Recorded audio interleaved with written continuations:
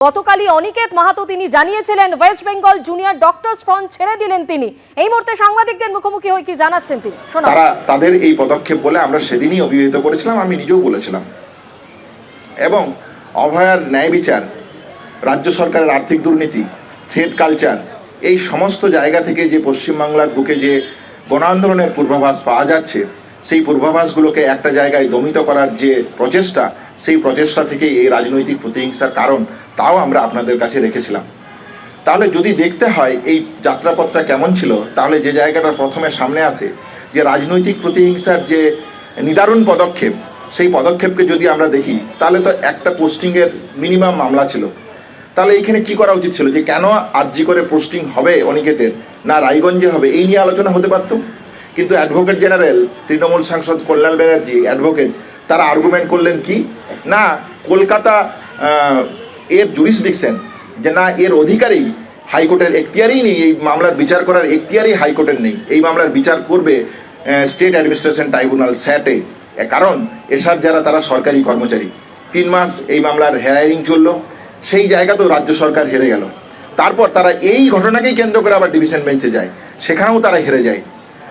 আবার লড়াই শুরু হয়, আবার রাজনৈতিক প্রতিহিংসার জায়গা যখন সুস্পষ্ট হয়ে আসছে, তারপর সিঙ্গেল বেঞ্চ যখন 24শে সেপ্টেম্বর রায় দেয় যে না আমার এসআরসিপের পোস্টিং আরজি করে দিতে হবে এবং ইমিডিয়েট এফেক্টকে স্বাস্থ্য ভবন এবং রাজ্য সরকারকে আমাকে জয়েন করাতে হবে, সেই 24শে সেপ্টেম্বরের অর্ডারের পর আজ প্রায় এই বছরটা পুরো অতিবাহিত হলো।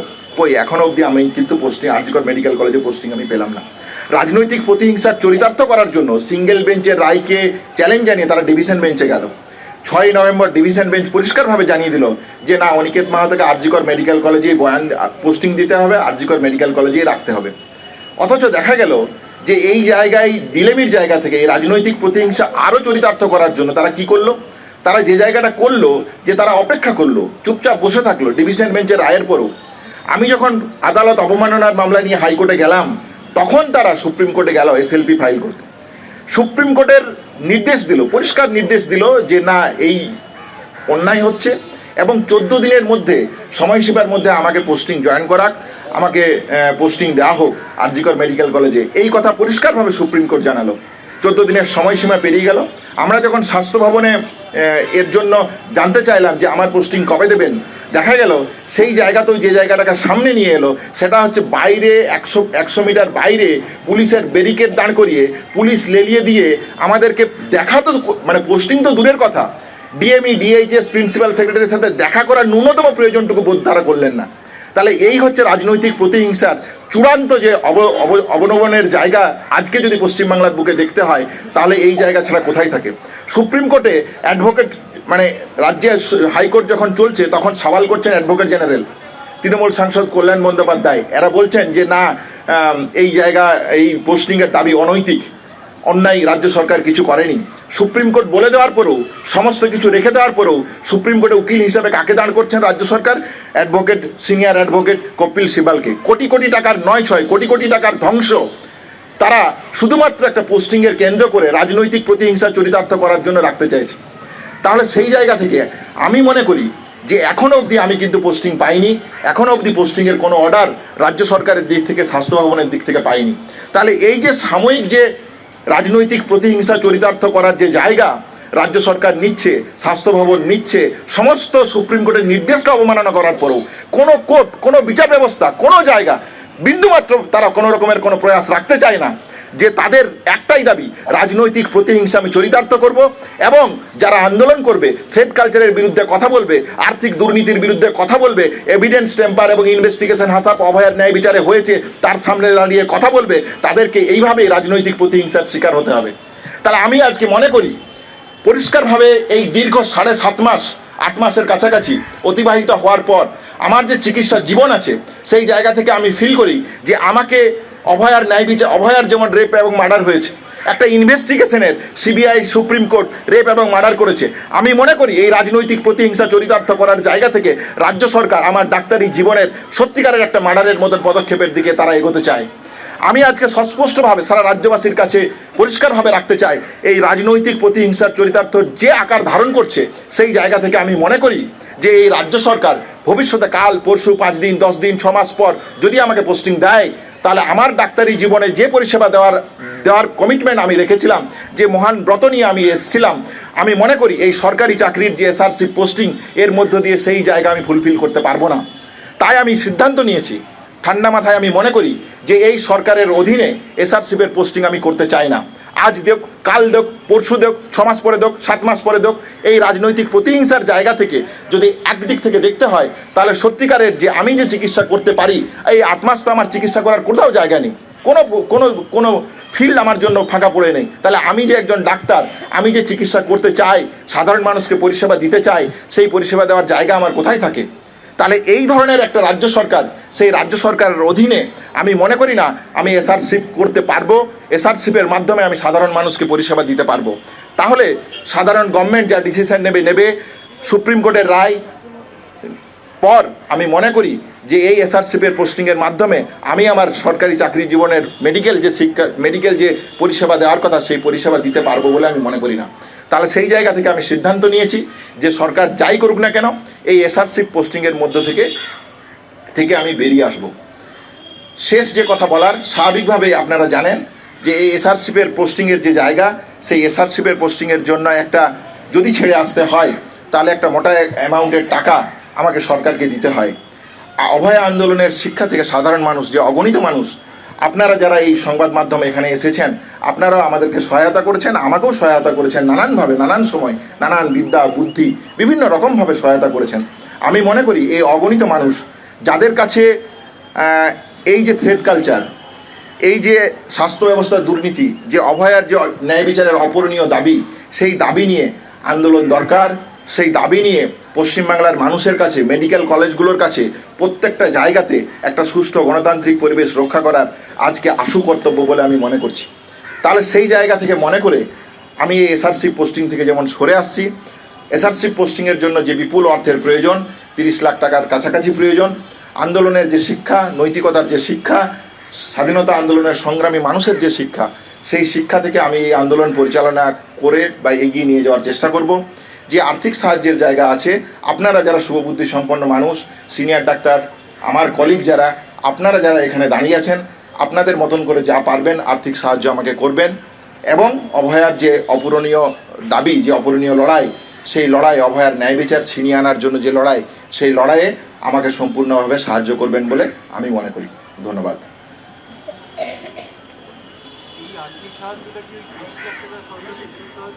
হ্যাঁ, এই আর্থিক সাহায্য বন্ড পোস্টিং থেকে বেরিয়ে আসার জন্য যে 30 লাখ টাকা, তার জন্য।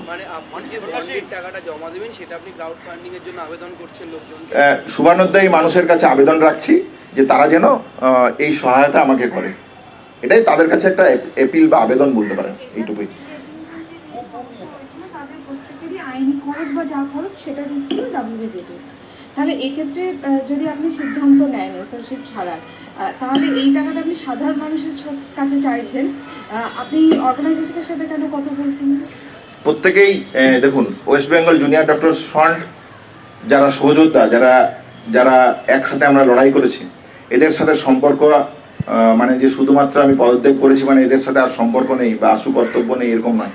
এদের সাথে আমার যোগাযোগ অত্যন্ত হৃদয়ের এবং আত্মিক যোগাযোগ, শুধুমাত্র যে একটা সংগঠনের স্বার্থে যোগাযোগ, এরকম যোগাযোগ নয়। তাহলে স্বাভাবিকভাবেই এদের সাথে আমার যোগাযোগ এখনও থাকবে, আগেও ছিল, এখনও থাকবে, ভবিষ্যতেও থাকবে। তাহলে স্বাভাবিকভাবেই তাদের কাছেও আমি আবেদন রাখবো, তারা যদি মনে করে যে আমার এসআরসি পোস্টিং ছেড়ে আসাটা যুক্তিযুক্ত, আমাকে আর্থিক সাহায্য করা প্রয়োজন, তাহলে করতে পারে। কিন্তু প্রত্যেকটা কর্মীর কাছে, প্রত্যেকটা সহযোদ্ধার কাছে এই এপিল, শুধুমাত্র যে ওয়েস্ট বেঙ্গল জুনিয়র ডক্টরস ফান্ডের কাছে আমার এপিল নেই এরকম তো নয়। প্রত্যেকটা সহযোদ্ধার সাথে যে লড়াই লড়েছি, আপনারা তার সাক্ষী থেকেছেন। আমি তাদের থেকে সেই পদ থেকে পদত্যাগ করেছি মানে তাদের সাথে আর আমার কোনো সম্পর্ক নেই, শুধু সাংগঠনিক সম্পর্ক ছিল এরকম তো নয়। তাদের সাথে আমার যোগাযোগ অত্যন্ত হৃদয়ের। তাহলে প্রত্যেকের সাথে আগের যেভাবে যোগাযোগ ছিল সেইভাবেই যোগাযোগ রাখবো। সেই জায়গা থেকে তারা যদি মনে করে যে হ্যাঁ সাহায্য করবে, তাহলে সেই সাহায্য আমি নেব না কেন? না, এই সিদ্ধান্ত আমার ব্যক্তিগত সিদ্ধান্ত।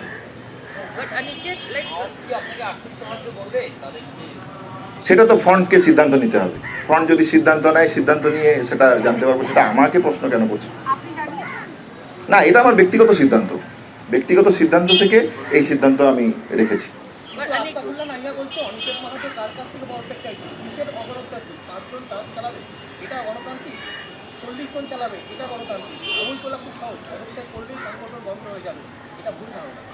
না, আশফাক যে কথা বলেছে তার প্রতি আমি সমস্ত রকমের শ্রদ্ধা রেখেই বলছি যে আমি পরিষ্কারভাবে আমার পদত্যাগে জানিয়েছি যে কেন এটা বেআইনি এবং কেন এটা অগণতান্ত্রিক। তাহলে সেই জায়গা থেকে আমার অবস্থান আমি সম্পূর্ণরূপে পরিষ্কারভাবে স্পষ্ট করেছি। আমি বলেছি যে ট্রাস্টের যে ডিড আছে, নতুন যে কমিটি তৈরি হতে পারে, নতুন কমিটি তৈরি হোক, নতুন কমিটিকে এম্পাওয়ার করা হোক, এটা তো আমারও মত ছিল। তাহলে দ্বিমতের জায়গা কোথায়? যেটা আগের দিনও বলেছি, আজকেও বলছি, সেটা হচ্ছে যে আমাদের যে ট্রাস্ট আছে, সেই ট্রাস্টের যে ডিড, সেই ডিডের মধ্যে এই এক্সিকিউটিভ কমিটিকে ইনকর্পোরেট করা প্রয়োজন। যদি আমরা ইনকর্পোরেট না করি তাহলে সত্যিকারের তাকে এম্পাওয়ার করা হয় না। তাহলে এই জায়গাটা আইনি পরামর্শ নিয়ে, আইনি সহায়তা নিয়ে যা করণীয় সেটা করা উচিত বলে আমি মনে করি। দ্বিতীয়ত আমি যেটা মনে করি যে West Bengal junior doctors front অভয়ার ন্যায় বিচারের লড়াইয়ের জায়গা থেকে এই সংগঠন তৈরি হয়েছিল। তার মধ্যে আমিও ছিলাম তার পার্ট অ্যান্ড পার্সেল হিসেবে। তাহলে যে জায়গাটা বলার, যদি আমাদেরকে কোনো প্রতিনিধিত্ব করতে হয় বা প্রতিনিধির জায়গা তৈরি করতে হয়, তাহলে আমাদের যেটা প্রয়োজন সেটা হচ্ছে যে অভয়ার ন্যায় বিচারের জন্য যে সমস্ত জুনিয়র ডাক্তাররা সারা পশ্চিমবাংলা জুড়ে আন্দোলন করেছেন, অভয়ার ন্যায় বিচার চেয়েছেন, তাদের প্রত্যেকের মতামত নেওয়া প্রয়োজন। কলেজে কলেজে যে আরডিএগুলো তৈরি হয়েছে তাদের মতামত নেওয়া প্রয়োজন। সেই মতামতের বেসিসে যে কোনো সংগঠন বা যে কোনো এক্সিকিউটিভ কমিটি তৈরি হতে পারে। এই দুটো জায়গা আমি পরিষ্কারভাবে রেখেছিলাম। এই জায়গার দুটোতে যেহেতু তারা দ্বিমত পোষণ করে এবং পোষণ করার পর তারা যখন নতুন এক্সিকিউটিভ কমিটি তৈরি করে, সেই জায়গা থেকে আমার পদত্যাগ করে বেরিয়ে আসে। তাহলে পদত্যাগের কারণ এই দুটো। পদত্যাগের কারণ আশফাকুল্লাহর সাথে আমার যে যোগাযোগ বা সম্পর্ক, সেই সম্পর্ক অত্যন্ত আত্মিক। তাহলে অত্যন্ত আত্মিক, অত্যন্ত হৃদয়ের। তাদের সাথে একসাথে লড়াই করেছে।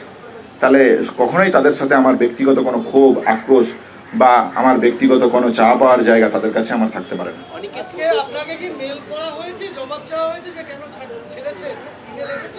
না, আমার কাছে এখনো অবধি কোনো বক্তব্য বা কোনো জুনিয়র ডক্টরস ফ্রন্টের থেকে কোনো বক্তব্য আসেনি। না, আমার কাছে এখনো কিছু আসেনি। যদি এসে থাকে, আমি যে সময় আপনাদের সাথে কথা বলছি, এখনো অবধি আমার কাছে আমি অন্তত কিছু পাইনি। ডক্টর মাহাতো, দুটো প্রশ্ন। আপনি বলছেন আশফাকুল্লাহর সাথে আপনার আন্তরিক সম্পর্ক, হৃদয়ের সম্পর্ক, তাহলে সে একসাথে লড়াই করেছেন, বিভিন্ন অভিযোগ থেকে শুরু করে লড়াইয়ের ময়দানে আপনারা একসাথে বারবার থেকেছেন।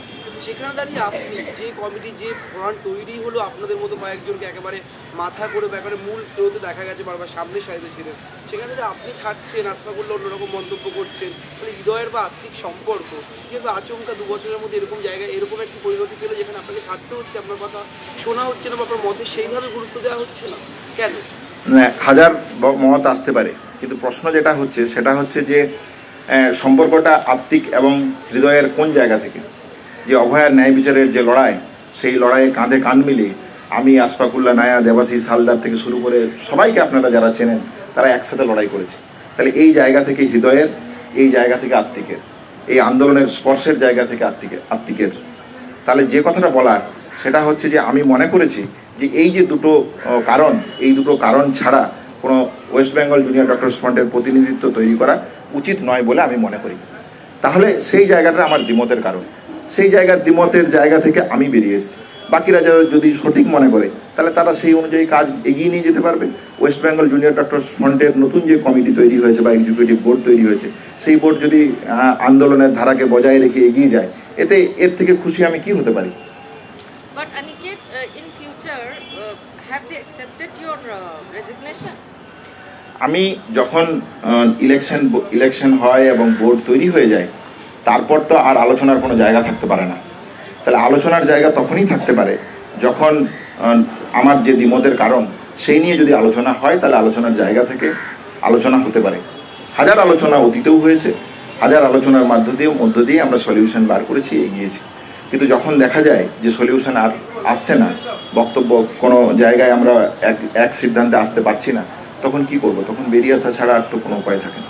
But in future, West Bengal Junior Doctors Front যদি বলে কি we need you, I mean, ওরা যে মুভমেন্ট করবে, will you be, part of it. Exactly, যে দেখুন আন্দোলনের জায়গা থেকে তো বেরিয়ে আসার কোনো কথা নয়। অতীতে এই ঘটনা ঘটতেই পারে যে অতীতে একসাথে আমরা কোনো আন্দোলন করছি, হতেই পারে। তাহলে আমি ওয়েস্ট বেঙ্গল জুনিয়র ডক্টরস ফ্রন্টের যে এক্সিকিউটিভ কমিটি তৈরি হচ্ছে, নতুন কমিটি তৈরি হচ্ছে, সেই নিয়ে আমার কিছু দ্বিমতের জায়গা আছে। তাহলে আমার দ্বিমত তো আন্দোলন নিয়ে নয়। তারা যদি থ্রেড কালচার নিয়ে আন্দোলন করে, সেখানে রাজ্য সরকারের বিরুদ্ধে থ্রেড কালচার আন্দোলন করে, আমি থাকবো না কেন?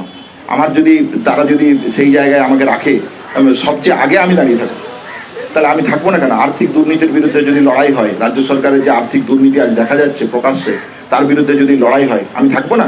এসআরসিপদের বিরুদ্ধে, এসআরসিপ সিনিয়র রেসিডেন্টদের বা জুনিয়র ডাক্তারদের বিরুদ্ধে যদি রাজনৈতিক প্রতিহিংসা হয়, যার শিকার আজকে আমি, তাহলে তার বিরুদ্ধে আমি সামনে দাঁড়াবো না? কেন দাঁড়াবো না? তাহলে অতীতে আন্দোলন হতেই পারে। একসাথে কাঁধে কাঁধ মিলিয়ে যেভাবে রাজ্য সরকার, কেন্দ্রীয় সরকার, সিবিআই, সুপ্রিম কোর্ট, তার বিরুদ্ধে আমরা লড়েছি এতদিন, সেই লড়াই তো কোনো মানে একটা যে সংগঠনে কে ক্ষমতায় থাকবে তার জন্য তো আমরা লড়ি।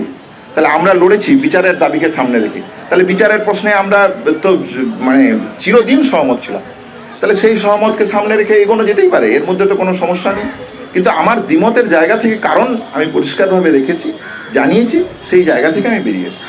বাট যে চিঠি আপনাকে পাঠানো হয়েছে তাতে এখানে বলা হচ্ছে যে সাংগঠনিক সিদ্ধান্তকে বিকৃতভাবে প্রকাশ করে ব্যক্তি গরিমার প্রচারের কাজে ব্যবহার করতে চেয়েছেন আপনি, যার জন্য জনমানসে বিভ্রান্তি তৈরি হচ্ছে, এবং আপনি যদি কথাগুলোর স্পষ্ট কারণ দর্শাতে না পারেন তাহলে আপনাকে ক্ষমা চাইতে হবে। আপনাকে পাঠানো চিঠিতে WBJDF দিচ্ছে।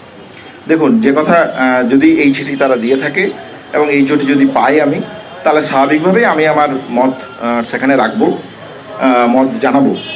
কিন্তু যে কথাটা বলার সেটা হচ্ছে যে আমার মত আমি তো ওয়েস্ট বেঙ্গল জুনিয়র ডক্টরস ফ্রন্টের মধ্যে বহুবার জানিয়ে এসেছি। মানে এটা তো নতুন করে আর কিছু জানাতে হবে বলে আমি মনে করি না। কিন্তু তারা যদি চায়, তাহলে সেই জায়গা থেকে আমার মতামত রাখার যে জায়গা যদি বলেন, এই মতামত আমি ওয়েস্ট বেঙ্গল জুনিয়র ডক্টরস ফ্রন্টের ভিতরে আমার পদত্যাগপত্র পাঠানোর আগে অবধি আমি বহুবার রেখেছি, বহুভাবে এই মতামত আমি রেখেছি। তাহলে নতুন করে আর কি জানতে চাইছে বা আর কি বলার আছে নতুন করে, সেটা তো আর নতুন করে বলার কিছু আছে বলে আমার মনে হয় না। তাহলে আমি আমার মতামত পরিষ্কারভাবে আমার ফ্রন্টের যারা সাথী তাদের কাছে আমি আমার মতামত পরিষ্কারভাবে রেখেছি। অনেকে জুনিয়র ডক্টর ফ্রন্ট বানানো বা যদি অভয়ার নামকে সামনে মানুষ ওটা বিশ্বাস করবে, রাইট? তুমিও এটার অংশ ছিল, রাইট? তোমার বিশ্বাসটা নিশ্চয়ই এফেক্টেড হয়েছে, তাই তুমি ওখান থেকে বেরিয়ে। যারা জুনিয়র ডক্টর ফ্রন্টে বিশ্বাস করছে, তুমি বলবে সবার সঙ্গে গাদ্দারি করেছে, মুভমেন্টের সঙ্গে গাদ্দারি করেছে জুনিয়র ডক্টর ফ্রন্ট? এই কথা আমি কখনোই মনে করি না। এই কথা আমি মনে করি না, এই জন্য মনে করি না যে West Bengal junior doctors front যে লড়াই লড়েছে অভয়ার ন্যায় বিচারকে কেন্দ্র করে, সেই লড়াইয়ের মধ্যে আমি যেমন ছিলাম, সেই লড়াইয়ের মধ্যে বাকি যারা সাথীরা তারাও ছিল। তাহলে সেই লড়াই একটা সত্যিকারের একটা ঐতিহাসিক লড়াই। সেই লড়াই প্রত্যেকে লড়েছে, সেই লড়াইয়ের অঙ্গীকার, সেই লড়াইয়ের মানে প্রত্যেকের জায়গা অতুলনীয়, কোনো অংশে কারো কম নয়। শুধুমাত্র West Bengal junior doctors front কেন, আপনারা যারা সংবাদ মাধ্যমে এখানে আছেন তারা যে ভূমিকা পালন করেছেন সেই ভূমিকাও অতুলনীয়। ফলে শুধুমাত্র যে West Bengal junior doctors front, সংবাদ মাধ্যম, এছাড়াও সাধারণ নাগরিক, সাধারণ মানুষ যে অকুণ্ঠ সমর্থন জানিয়েছে এই লড়াইকে। ফলে এই লড়াইয়ের সাথে কখনোই আমি মনে করি না West Bengal junior doctors front কোনো রকমের কোনো পরিহাস করেছে বা কোনো রকমের কোনো গাফিলতির জায়গা রেখেছে। সবার সাথে সিদ্ধান্ত হয়েছে, সবার আলোচনার মাধ্যমেই আমরা আমাদের West Bengal junior doctors front আমরা যেভাবেই তাকে ডাকুন না কেন, তারা সেই আন্দোলন পরিচালনা করেছে এবং সেই আন্দোলনের যে সমালোচনায় থাকুক, যে আলোচনায় থাকুক, তার যতই মানে ভালো জায়গা থাকুক, খারাপ জায়গা থাকুক, সবটারই আমি পার্ট অ্যান্ড পার্সেল। এর বাইরে কোনোটার বাইরেই আমি নিজেকে দেখি না। এবিপি আনন্দ, এগিয়ে থাকে, এগিয়ে রাখে।